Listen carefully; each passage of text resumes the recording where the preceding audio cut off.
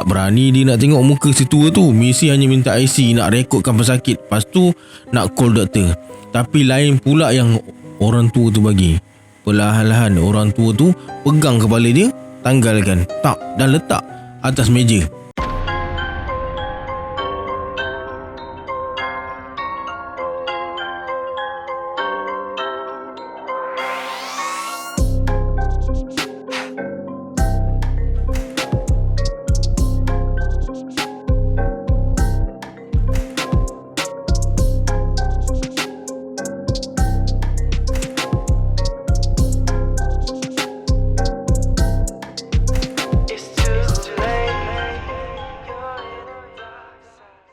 A'udzubillahiminasyaitonirrajim. Bismillahirrahmanirrahim. Assalamualaikum semua, kembali lagi bersama saya Syarul. Terima kasih sebab sudi tonton video ni. Semoga yang menonton video ni ditambahkan rezeki dan dipermudahkan urusan dunia dan akhirat. Amin. Baiklah, dalam video kali ini saya akan kongsikan 5 kisah seram yang ditulis oleh Abang Ibnu Yusuf. Bagi yang belum tahu siapa Ibnu Yusuf ni, dia adalah seorang penulis buku yang boleh dikatakan legend jugalah. Kalau saya sebut satu tajuk dari buku beliau, mesti ramai yang tahu buku tu. Saya nak ucapkan jugalah terima kasih kepada Abang Ibnu Yusuf sebab dah izinkan saya kongsikan kisah beliau ni dalam channel saya. Bagi yang belum subscribe, sila subscribe sekarang dan tekan notification bell sekali. Sebelum saya mulakan, kita baca selawat dulu.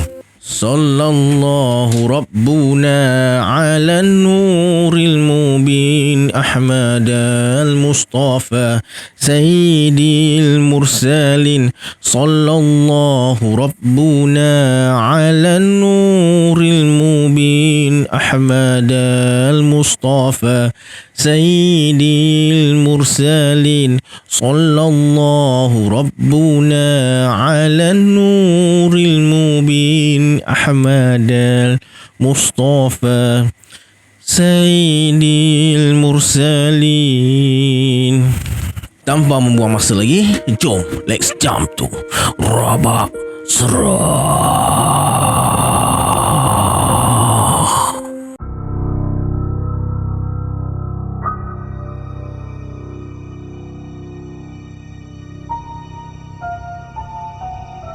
Kisah yang dikongsikan oleh Abang Yusuf ni berdasarkan kisah benar, pengalaman luar biasa Mak Lamah, bidan besar kampung.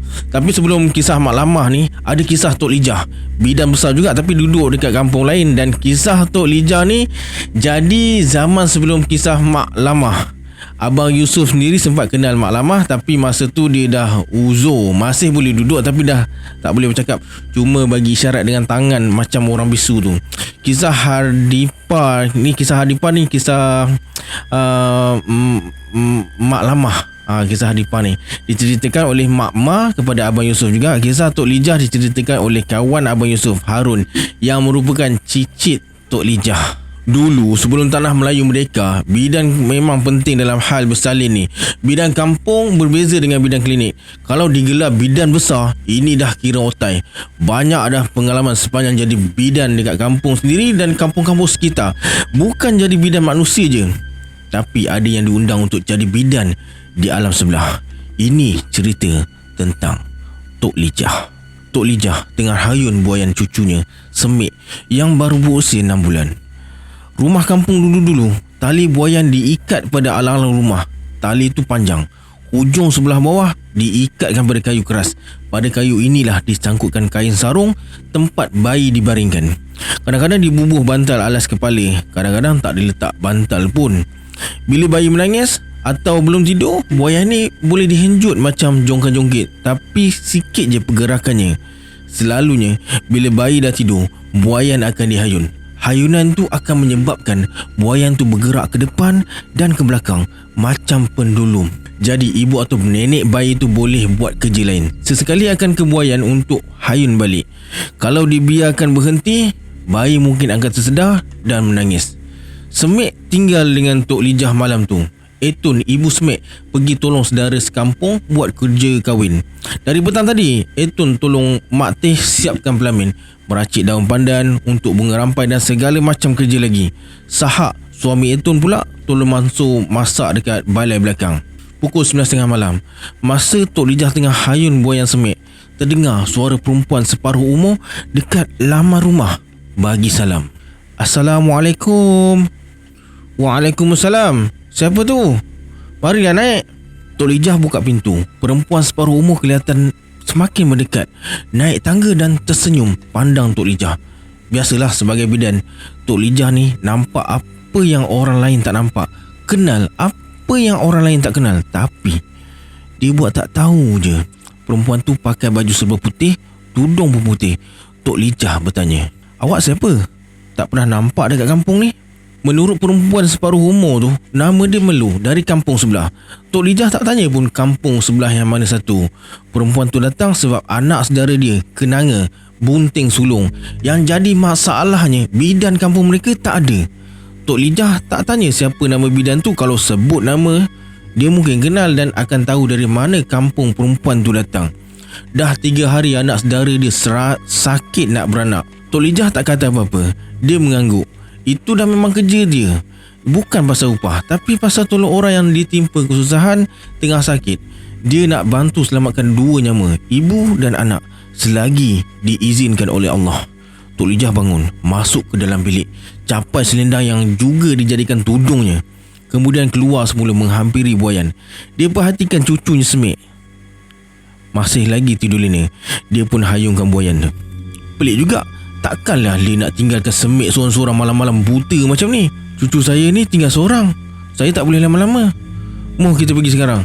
Tak apa, kita tak lama. Tak turun pun mereka ke tanah. Melu suruh Tok Lijah pegang tangan dia minta Tok Lijah tutup mata. Dah sampai, kata Melu.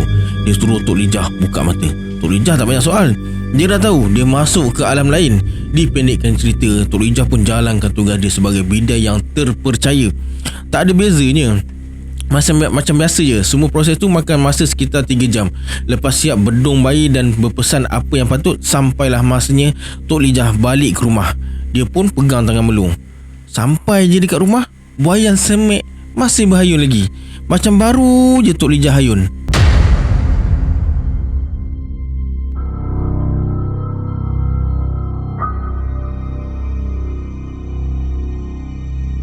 Mak Lamah pun tahu kisah Tok Lijah ni. Diceritakan oleh Tok Tina dia. Maklumlah, profession sama, duduk pun satu daerah pula. Cerita tu tak lari ke mana lah. Mak Mah adalah anak saudara kepada Mak Lamah. Bila ada orang kampung jemput Mak Lamah untuk membidan, Mak Mah akan ikut sama. Lagipun Mak Mah ni memang duduk rumah Mak Lamah sejak dia anak saudara sunti lagi. Bapa dan Mak Mah ni dah tak ada masa tu. Bapaknya yang juga adik kepada Mak Lamah dah meninggal dunia lebih awal lagi. Masa tu umur Mak Mah tak sampai setahun lagi. Pukul 8 malam, cuaca pun baik. Terdengar suara perempuan dekat laman. "Makcik, oh makcik." Mak Mah yang tengah duduk bersila makan sirih dekat ruang tamu bangun, jenguk keluar rumah. "Oh, Ajinda kau." Jiran mereka, orang Panjabi. Mereka ni jiran baik. Memang selalu hantar buah-buahan segala macam untuk Mak Lamah dan Mak Mah makan. Ko tu maknanya puteri, Sing pula maknanya singa. Ramai orang kita tak tahu kot. Sing tu pula dekat sangat dengan bunyi singa kan.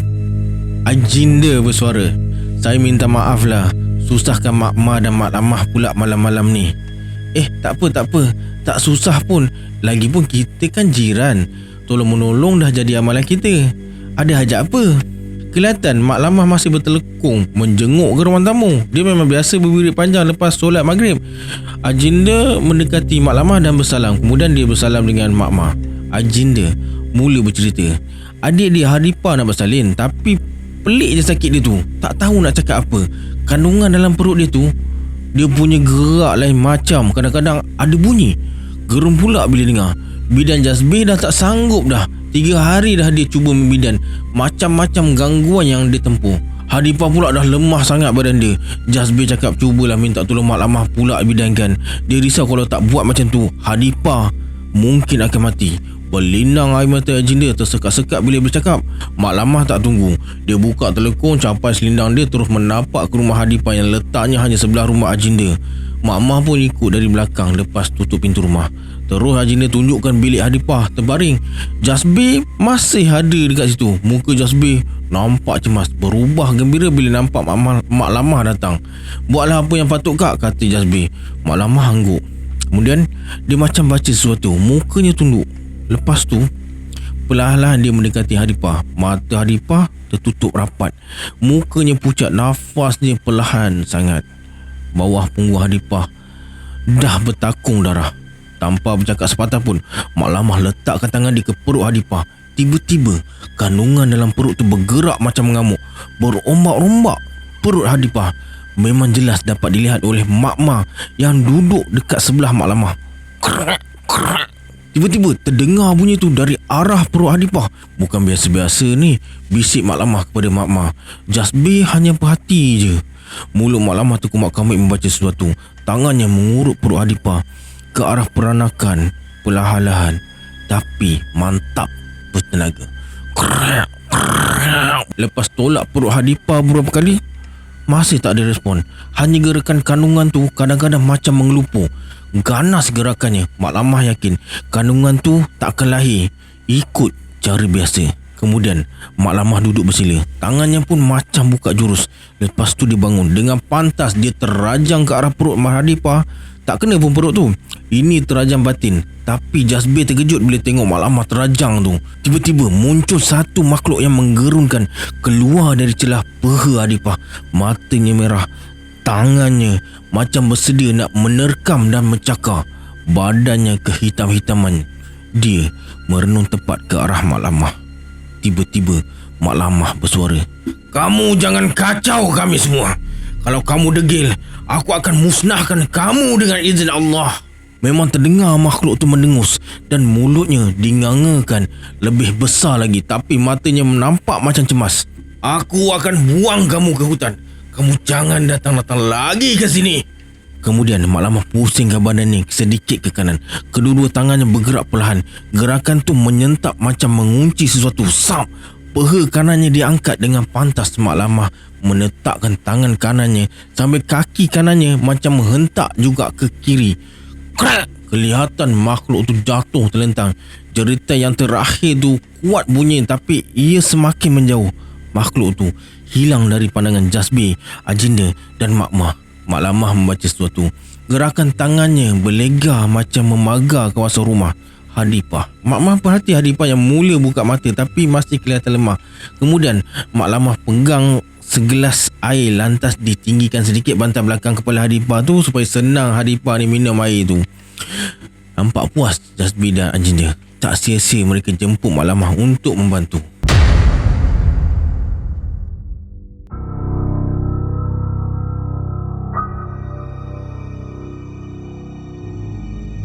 Kisah ni jadi sekitar 30 tahun dulu. Dekat pinggir bandar Segamat ada satu bukit.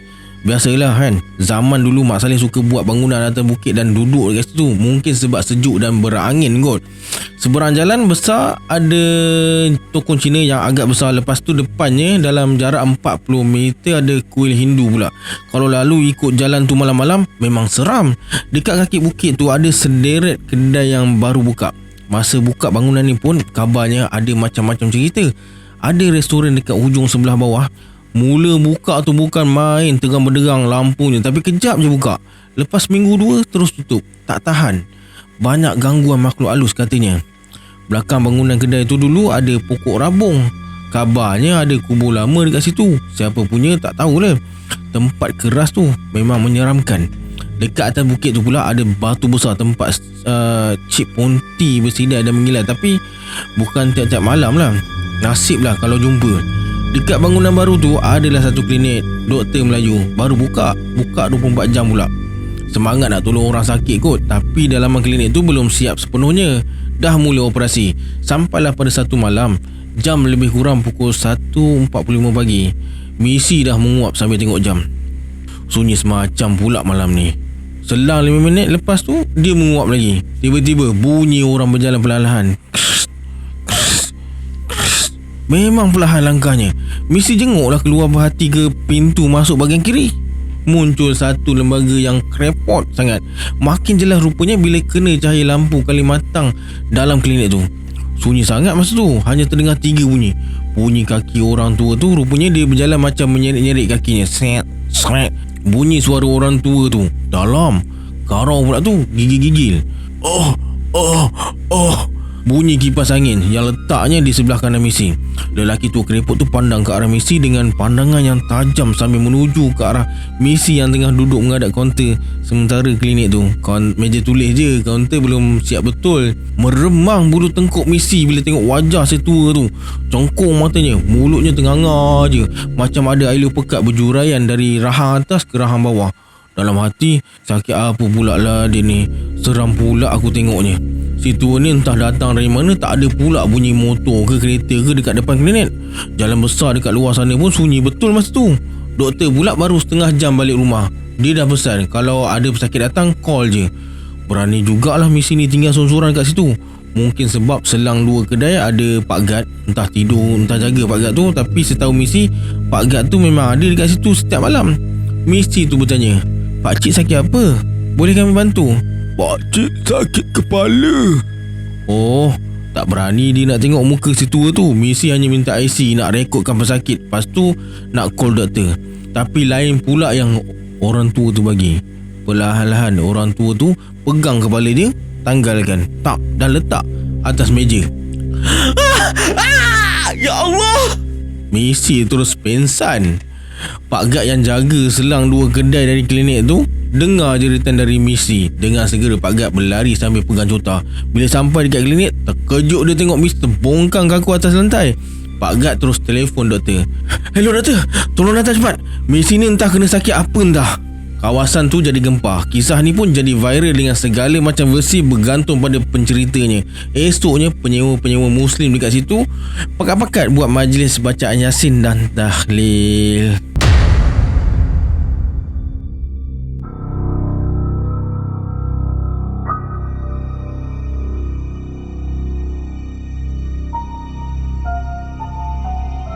Okey, kisah ni terjadi pada sepupu Abang Yusuf, arwah Mat. Mat cerita pengalaman ni pada abah Abang Yusuf dekat rumah. Abang Yusuf ada sekali dia dengar je. Sesekali Mat pandang Abang Yusuf, senyum je.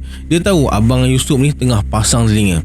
Kisah Mat ni jadi masa Abang Yusuf masih sekolah lagi, tahun 1973. Pada satu malam, jam lebih kurang pukul 9.30 malam, Mat tengah bawa motosikal nak balik rumah. Belakang motor tu memang ada bakul besar lah. Bakul tu tempat Mat isikan durian. Dia baru balik dari kebun, penuh lah belakang tu bakul dia tu. Kawasan jalan menghala ke kampung Abang Yusuf yang Mat lalu malam tu ada 3 pokok rambutan tepi jalan belah kanan. Belah kiri pula ada 2 pokok rambutan. Daun-daun rambutan tu jadi macam atap pula. Redup je kalau lalu dekat situ waktu siang. Masa Mat lalu dekat situ, tiba-tiba dia ternampak ada orang India junjung rumput atas kepala. Elok je jalan kaki dari kampung menghala ke bandar. Mat nampak orang tu macam meluncur pula. Lampu motor si Mat tu taklah macam lampu motor sekarang bila pasang high beam. Malap je lampu tu, cahaya nak kuning-kuning je. Bukan nampak terang sangat, tapi cukup lah. Mat pun bawa motor tak laju. Makin lama makin dekat Mat dengan India tu. Masa Mat berselisih dengan lembaga yang mulanya dia ingat India junjung rumput tu, muka tak nampak, mata macam putih je, tangan dua-dua ke depan macam hantu Cina tu. Dan rupa-rupanya yang atas kepala dia tu rambut dia. Rambut tu kasar sangat. Kalau pernah tengok rambut David Arumugam Malaikat tu, macam tu lah. Tapi rambut makhluk ni lebih panjang dan menggerbang, elok je. Rambut David Arumugam, rambut David kerinting, yang ni lurus tegak. Itu yang Mat nampak macam rumput yang dijunjung tu. Saiznya memang besar. Si Mat ni terkejut bukan kepalang, dah ke kiri ke kanan dia bawa motor, nyaris nak masuk parit. Dah lah durian dekat belakang tu berat. Sempat jugalah Mat perhatikan makhluk tu dari cermin motor dia, tapi dah hilang. Apalagi Mat pun press minyak, mencanak pergi motornya. Walaupun Mat ni lebay dan bukanlah jenis penakut, gigil juga dia buatnya.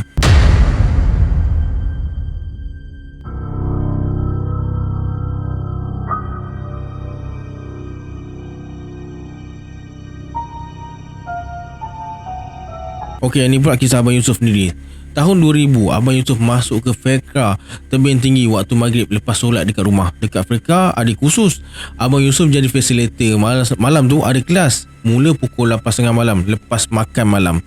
Abang Yusuf pandulah kereta sorang-sorang. Masa tu dia tengah lalu kawasan kebun getah kiri kanan jalan tu. Memang tak ada rumah orang pun dekat situ. Simpang masuk ke Fekra sekitar 2 batu lagi. Kawasan macam tu Abang Yusuf tak suka bawa laju sangat. Relax je dia bawa. Gelap je kawasan tu. Dari jauh Abang Yusuf nampak satu cahaya atas jalan, malap je, menuju ke arah dia. Motor tu, katanya. Dah dekat, memang motor. Ada seorang atas motor tu. Baju dia nampak macam lusuh, macam baju orang nori getah. Motor tu tak laju. Abang Yusuf tak nampak pula muka orang yang bawa motor tu. Macam tak ada muka punya. Tapi dia tak tengok pun betul-betul. Cuma sekali limbah je. Sebab dia lebih tumpukan kepada jalan. Orang tu bawa lurus je. Masa Abang Yusuf berselisih dengan dia, Abang Yusuf perhatikan dia dari tepi mata dan dia ke kanan sedikit. Sebab motor datang dari depan sebelah kiri Abang Yusuf. Lepas dia berselisih, Abang Yusuf pun tengoklah dia dari cermin pandang belakang. Mana pergi pula motor tadi? Cepatnya hilang. Untuk pastikan lagi, Abang Yusuf tengok dekat kamera pula. Sah dah tak ada. Abang Yusuf yakin tak ada simpang dekat jalan tu. Dan kalau dia masuk mana-mana simpang pun, mesti Abang Yusuf masih boleh nampak. Sebab baru sangat Abang Yusuf selisih dengan dia. Abang Yusuf apa lagi, terus pecut lah. Lambat sangat pula rasanya nak sampai ke simpang Fekra tu. Lega hati bila dah nampak simpang. Nasib baiklah Abang Yusuf tak demam. Kalau tak boleh mengajar lah pula malam tu. Dekat Fekra tu, peserta kursus best dulu pernah alami katil dan berdeka bergoyang macam kena gempa. Lepas tu, masa mereka dalam satu sesi campfire dalam pukul 9 lebih dekat pinggir hutan situ, kawan Abang Yusuf, Haji Alim, facilitator juga. Nak kira cukup ke tak 20 orang peserta grup A yang duduk keliling campfire tu lah.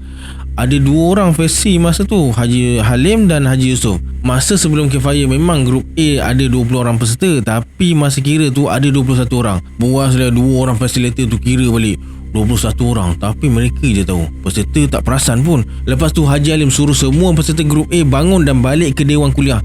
Tak jadi nak habiskan sesi malam tu. Bilangan peserta grup A lepas duduk dalam dewan elok je 20 orang. Grup campfire yang satu lagi, grup B, ada 19 orang. Belum balik lagi. Siapa yang seorang lagi tu? Alright, itu dia 5 kisah seram daripada Abang Ibnu Yusuf. Ada lagi kisah seram dari beliau? Kalau nak lagi, boleh tulis part 2 di ruangan komen dekat bawah. Kalau anda ada kisah seram macam ni juga, jangan malu-malu kongsikan pada saya dan hantarkan ke alamat email di bawah, atau boleh join grup Telegram saya. Link saya letakkan dekat description box di bawah juga. Jangan lupa like, share, komen video ni. Kita berjumpa lagi dalam video akan datang. Saya Syarul. Assalamualaikum. Adios. Menurut perempuan separuh umur tu, nama dia Melu dari kampung sebelah. Tok Lijah tak kelihatan Mak Lamah masih bertelekung. Menjenguk keluar. Hadifah pula dah lemah sangat badan dia. Jasbir cakap cubalah minta tolong Mak Lamah pula bidan. Jasbir pula. Kemudian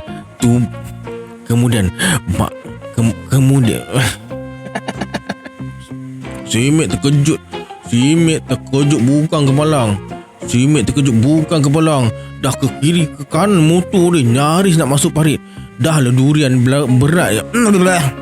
Simek dia terkejut bukan kepalang. Dah ke kiri ke kanan dia bawa motor, nyaris dia nak masuk dalam parit. Jangan lupa like, share, komen dan video ni. Kita berjumpa lagi di video dah.